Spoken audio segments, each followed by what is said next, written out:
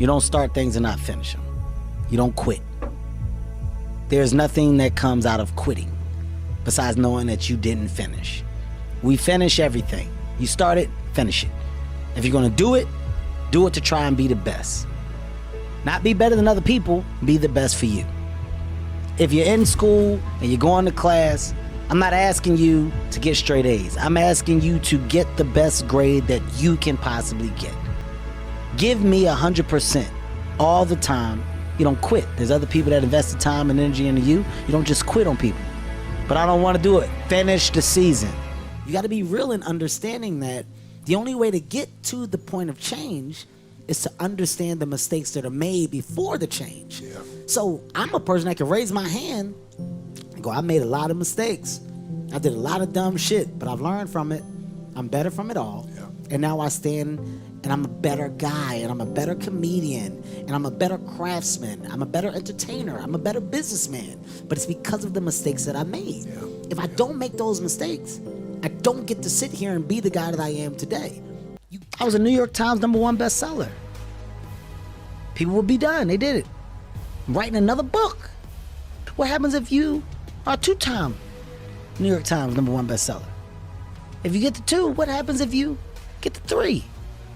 Hey man, how do books become successful? Who publishes them? I want to start a publishing company, Heartbeat Publishing. Why not? That's the thing. All I'm doing is sparking the awareness in others to go, why not? Why can't I create? Why can't I start? Why can't I be a business? Why can't I be a CEO? Why can't I be a tech guru? Why can't I fucking create cooking products?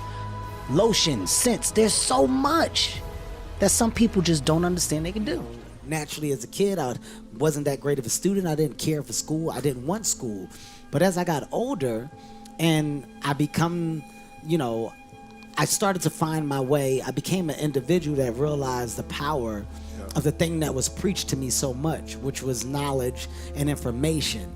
So the thing that I've taken from my mom is that feeling of never being content.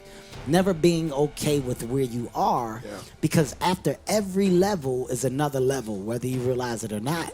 And I always wanted to see what was past the thing that I got. I got here, but what's back there? I was never content with being here. So when you look at me now, as a successful comedian, actor, and you start to realize the tears, put the model in there.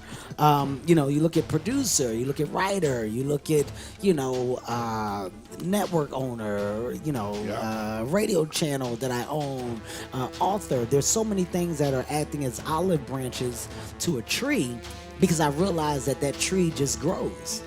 It doesn't stop growing. A tree only stops if you choose to say, I'm not watering anymore. But at the age 40, I feel like there's so much more water that I can put in this tree, and so many more things that I can have hang from my tree. And that, we're all writing a book. What's your book look like? You got a bunch of chapters in your book, but when they close that book, how good was the book? How good was your book? What was the ending to your book? If the ending to my book can be so amazing because of all that was done, not the money, all that was accomplished, the first to do, the man that did this, he caused the merger between this. Because of his commitment and growth to this, the communities were then given this, made education this, changed the way the schooling was, blah, blah, blah, gave books, gave computers, all of the things that can be associated with you and your existence. This is me in community college. Money is dry, and I was dealing with this girl, and this chick, she was like, you know what you should do? You should start dancing. Dancing? Yeah. What was the stripper name? Huh? What was gonna be my stripper name? Yes. We didn't get that far. Oh, okay. We didn't get. We got it far enough for me to think about a routine that I should do. Like, we got far enough for her to give me advice on a routine, and she got some outfits. And she was like, dude, this is what you gotta wear. That's when I started getting skeptical. As funny as me putting myself in a situation to possibly almost strip there's a lesson in that. Like, yo, as crazy as it was, desperation was in, and I was about to go to the ultimate route of desperation. And it took somebody going, man, what the hell are you doing? My brother, what are you doing? Stupid, what are you doing? No, man, you ain't about to do that. Go out there and just take your lumps. You'll figure it out. You ain't about to do this, not my brother. It took somebody checking me to make me go, all right, it ain't that bad to struggle. I thought if you was struggling, that's bad. Because what else you do? Man, go struggle. Go get your dumb ass out there. It's a lesson within the attempt to find an easy route. You know, I wanted the quick fix. How do I get some quick money in my pocket? The life lesson within that moment was there is no win in the quick route. Right. Everybody wants that quick route. Everybody wants to, well, I'm gonna go straight when I can zigzag real quick and get there at the same time. There's nothing wrong with taking a longer route. There's nothing wrong with grinding. There's nothing wrong with actually working and getting a little dirty and getting some lessons from the dirt that you now got on your hands. Your life is a book. You got different chapters in your life. Ultimately, you're going to get to the end of your book. However you want that book to end is up to you. Are you learning from the chapters? Are you taking the positives out of the negatives to make the next chapters better? Or are you the type of person that can finish each chapter on a negative and shoulder shrug? You got to start taking responsibility. And when I started doing that, that's when I started to grow. That's when I started to get better. Now I finally get it. Damn, I'm about to be 40. Took me all this time to get the goddamn code, but I got it. Yeah. It hits you at a different time. Mm-hmm. And when it does, be excited about it, man. Yeah. Be excited. I'm excited about what 50 is. I'm just now getting to 40.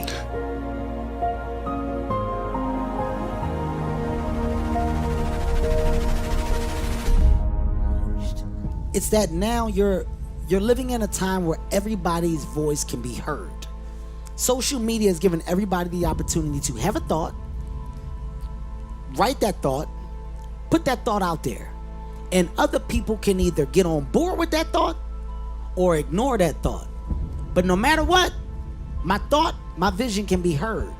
When you got a plethora of people doing that at the same time, you now have no right, no wrong, no...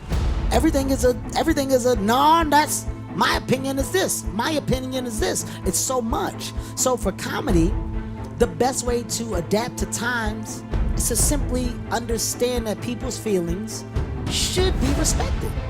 I get it. I understand it. Which is why over the last 10 years, I made the changes that I've made. Within the level of respect that you put out also a good energy of change. I got a 585 on my SAT. They give you 400 for putting your name on the paper. It's a true story. I didn't care because it was a class trip that same day. I wanted to go Great Adventure. I was told that not taking my SAT seriously would prohibit me from furthering myself in life. That's what I was told. At the moment, I said, damn, maybe I should have applied myself. Maybe I should have did different. When I saw all my friends get their test scores back and they were ecstatic. 800s, 900s, 960s. Everybody's going to college. Felt like the biggest idiot in the fucking world. The biggest idiot in the fucking world. Because the same people that I went and rushed to go to Great Adventure with, they had taken their SAT the week before. They already got their work done. They did everything they were supposed to do. So that moment of fun was real fun for them. I was the only dumbass that didn't prioritize and take care of my shit. So I'm the only one going to community college. Everybody else off to Villanova, Temple University, Drexel University. God damn.